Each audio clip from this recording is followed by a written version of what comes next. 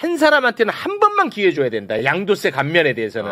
그 얘기를 합니다. 그거 한번 보겠습니다. 영상을 시작 전 좋아요와 구독 알림 설정을 부탁드립니다.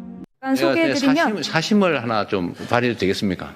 이광수 선생 저걸 많이 보는데 다음에 이광수 선생 한번 지적 한번 해주세요.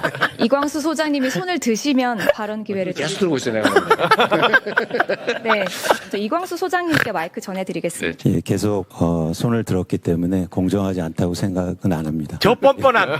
와, 내 빼기 있다 이거야 지금. 야, 저 뻔뻔한 봐라.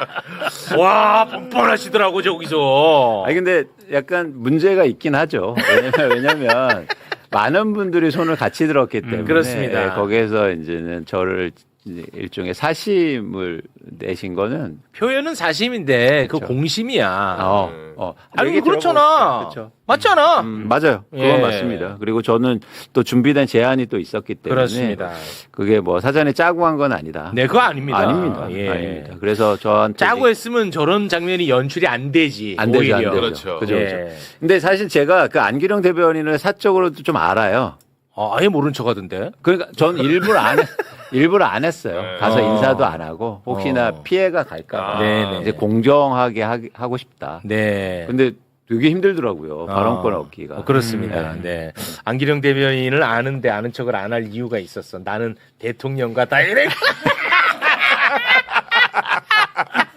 고맙습니다. 네. 자, 이광수 대표는 이제 워낙 많은 제안을 했어요, 어제. 그래서 저희가 좀 쪼개서 한번 보도록 하겠습니다. 그리고 여기에 대해서 이것도 다 부동산 정책이니까 저는 가급적이면 좀 반대되는 의견이 많이 나오면 더 좋을 것 같아요. 아, 진짜요? 네, 저는 네. 생산적 개인적인- 토론을 위해서. 아니 그렇다고 뭐 애써 반대할 필요는 없지만. 네. 자, 그러면 먼저 첫 대목은요. 대출 구조 조정에 대한 이야기입니다. 매불쇼에서 많이 했던 내용인데 그렇죠. 신규 대출자만 규제하고 있어요. 지금 신규로 집을 사는 사람들한테 대출 규제하고 있다고. 네. 이거는 공정하지 않다. 이미 대출을 받아가지고 집 산 사람들은 집값도 많이 오른 상태잖아. 그렇죠. 근데 그것마저도 또 연장을 해준다는 거, 이거 불공정하다라는 이야기를 제안을 하는데요. 그 부분 영상으로 보겠습니다. 대출 구조 조정을 해야 됩니다. 지금 대출 규제가 이루어지면 전부 다 신규 대출자에 대해서만 규제하거든요. 예를 들어서 LTV, DTI, DSR 모두 다입니다. 그런데 기대출자에 대해서도 똑같이 적용돼야 됩니다. 그게 공정한 거죠. 왜 무주택자나 아니면 청년들만 규제를 받느냐 이거죠. 기존에는 대출 많이 받아서 집 산 사람들은 집값이 엄청나게 올라와 있는데 그 사람들에 대한 대출 규제는 없습니다. 그래서 그런 공정한 대출 구조 조정이 이루어진다고 보고 있고요. 네. 근데 요거를 또 이제 오해하는 분들이 되게 많더라고. 댓글 같은 데 보면. 네. 그러면 지금 이제 믿고 대출해갖고 집 살고 있는데 갑자기 그럼 대출 다 끊어가지고 그럼 난 집엔 뭐 밖에 나왔냐?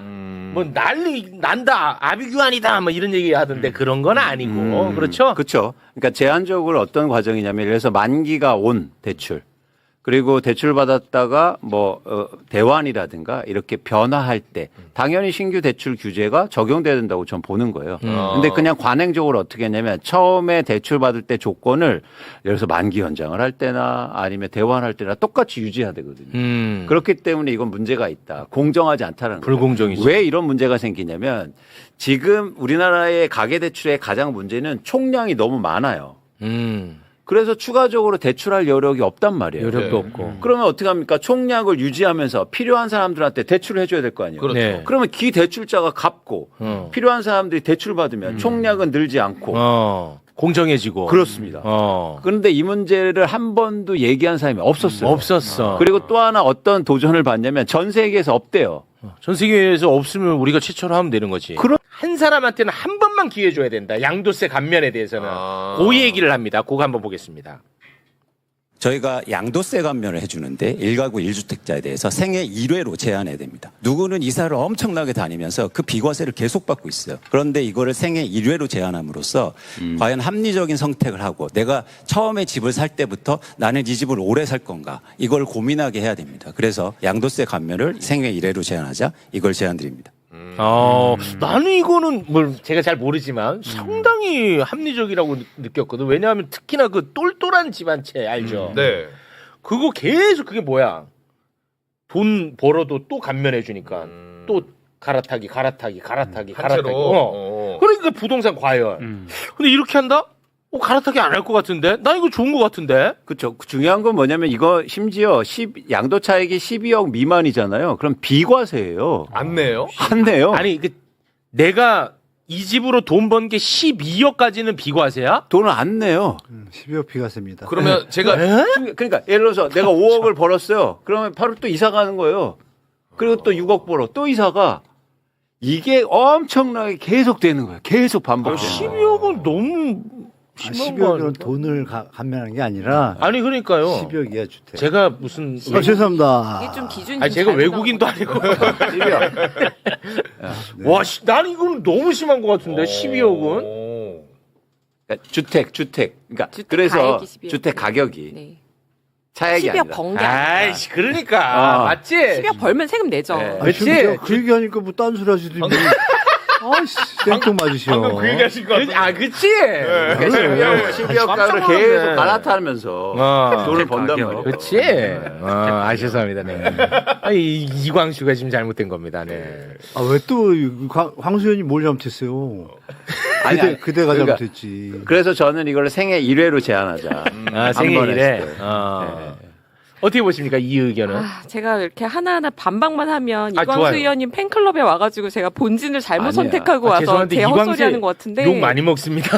네. 네, 저는 생애 1회는 좀 무리라고 보고요. 이게 오히려 부작용이 크다. 왜냐? 와우. 안 그래도 지금 서울 아파트 살려고 전국에서 몰려오고 있는 게 문제인데 생애 1회로 제한한다고 하면 모든 사람들이 생애 최초로 서울 아파트만 살려고 할 거 아닙니까?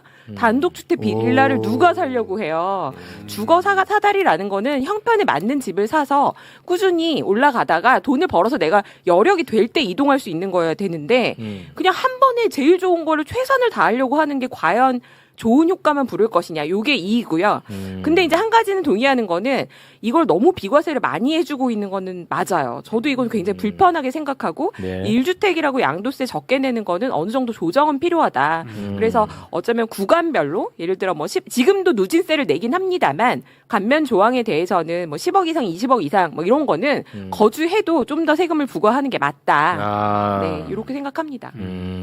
실거주자를 조금 우대하자는 차원에서 이런 것들을 해왔나 보군요. 그동안에는. 지금까지는 빨리 사고 팔지 말라고 한 번 사면 15년씩 거주하라고 10년 이상 거주하라고 만든 건데 사람들이 이제 요거를 좀 악용하는 것 같다. 10년마다 이사 다니면서 양도 차익을 너무 많이 비과세 수준으로 가져가는 거는 불합리하다. 요거는 저도 동의합니다. 네. 하지만 해결책이 생애 한 번이면 이건 좀 곤란할 것 같다. 그건 곤란하다. 네. 근데 이건 이제 의도가 있는 거예요. 여기에서 처음 말씀드리지만 처음에 제한은 세게 하는 겁니다.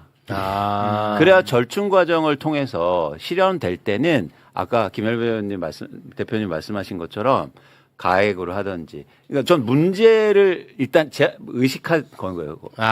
이런 문제가 있다라는 거를. 그렇죠. 그때 저의 방식은 세게 제한한다. 네, 그래요.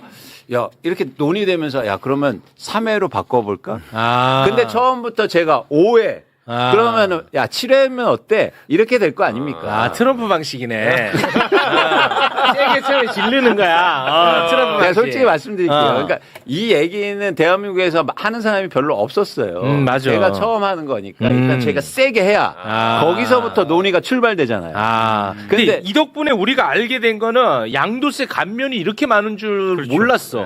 네, 심지어 일가구 일주택은 비과세라니까. 비과세. 감면이 아니고. 비과세. 세금 아예 안 내는 거예요. 아예 안 내. 네, 세금 깎아주는 게 아니고. 그렇기 때문에 제가 그 깃발을 일단 꽂는 입장에서는 세게 꼽아야 이 안에서 시작되잖아요. 근데 제가 어물쩡하게 꽂으면 그러면 이후에서 시작할 거예요. 그렇지. 그래서 또 과열되고 안 돼. 그래서 1년에 재개발 재건축은 얼마만 할 수 있다. 총량제를 도입하자. 대신에 우선순위가 필요할 거 아니야. 총량제면. 네. 대신에 공익성을 강화하는 쪽에 내어주겠다는 거야. 우선순위로. 뭔 말인지 알겠죠? 네. 그 부분 제안하는 영상 잠깐 보겠습니다.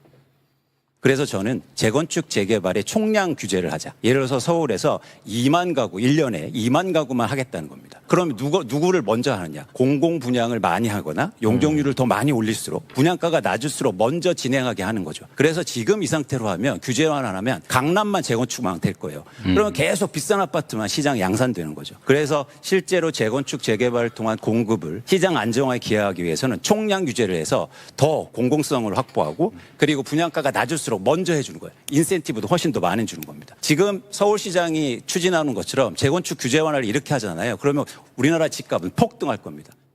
이것도 역시 제가 뭐 무지해서 그런지 모르겠지만 굉장히 일리 있어 보였거든요. 이것도. 분양가가 낮을수록. 네. 아니 그러니까 예를 들어서 공공 분양 많이 해. 그러면은 그런 데는 파격적으로 인센티브 주고 뭐 또 뭘 혜택 많이 주면은 더 빨리 진행될 것 같은 느낌도 있고. 그러니까 재건축 사업이 진행되게 하기 위해서는 중요한 건 이건 민간 사업이에요. 그러니까 민간에서 조합을 만들어서 하는 사업입니다. 그러면 민간에서는 돈을 벌려고 하겠죠. 그렇죠. 그렇죠. 여기는 기본적으로 공공성이라는 건 없어요. 그러면 이 수익성을 기반으로 해서 사업이 이루어져요. 근데 이 재건축 사업의 수익성은 두 가지로 이루어집니다. 하나는 뭐냐면 일반 분양의 분양가를 얼마나 많이 높이느냐와 속도를 얼마나 빨리 하는가 해서 수익성이 결정돼요. 그렇겠지. 근데 지금 이거는 민간 분양가가 올라갈수록 속도가 빨라지는 구조를 갖고 있어요. 지금의 재건축 사업은요. 그렇기 때문에 대한민국에서 지금 재건축 규제를 풀어주면 분양가가 높은 아파트만 먼저 진행이 돼서 시장을 더 혼란스럽게 하고 그게 바로 강남 아파트만 된다는 얘기를 드리는 거죠. 네네. 자, 이걸 분리하자는 거예요. 어떻게? 속도와 수익성을 분리하자는 거예요. 분양가를. 그래서 분양가가 높고 일반 분양가가 높은 지역은 속도를 느리게 하고 반대로 사업이 진행이 분양가가 낮아서 수익성이 잘 안 나온 데는 수익성을 훨씬 속도를 더 빨리 해주자는 거죠. 예를 들면 그러면 강북이나 노원구의 아파트들이 훨씬 더 재건축 속도가 빨라질 겁니다. 네. 그래서 그러면 이 방법을 어떻게 구성하느냐? 총량제를 도입하자. 그래서 말씀드린 것처럼 뭐 그게 가구 수는 달라질 수 있겠지만 1년에 2만 가구만 하겠습니다. 그러면 공공성을 더 예를 들면 공공성을 더 확보해서 전체 분양가가 낮을수록 그러면 이런 사업은 속도가 더디었잖아요. 근데 속도를 더 빨리 해주겠다. 그래서 용적률을 더 높여주고 이렇게 해서 저는 충분히 균형을 맞출 수 있다고 보는 거예요. 네. 또 중요한 건 뭐냐면 지금 오세훈 시장을 중심으로 해서 한강벨트의 규제 완화를 대폭적으로 해서 재건축을 한다는 거잖아요. 제가 계속 말씀드리지만 이 상태로 방치하면 멸시주택이 급증하면서 시장은 폭등할 겁니다. 이건 다 아는 사실이에요. 길 가는 아이한테 물어보세요. 재건축 때문에 집값 오르니 떨어지니? 지금 우리나라 전문가들은요 엉뚱한 얘기를 하고 있다고요. 재건축이 되면 공급이 증가해서 집값이 떨어질 거래요. 안정될 거래요. 말도 안 되는 얘기입니다. 그런 지역이 있으면 나와보라고 하세요. 이런 엄연한 사실이기 때문에 속도 조절이 필요해요. 재건축을 해야 됩니다. 왜냐하면 주거지를 향상시켜야 되니까. 그러면 해야 되는 게 불가피하다고 하면 그러면 저는 이건 속도 조절을 해서 필요한 것에 한다. 그리고 총량 규제를 통해서 공공성 그리고 시장의 불안함을 예를 들어서 그렇게 불확실성을 제거하면서 진행하자. 이런 안입니다. 알겠습니다. 이제 충분히 전달이 된 것 같고 김열매 선생님께서 박살 내주세요. 노원구부터 강북 노원구부터 싼 분양가부터 재건축한다.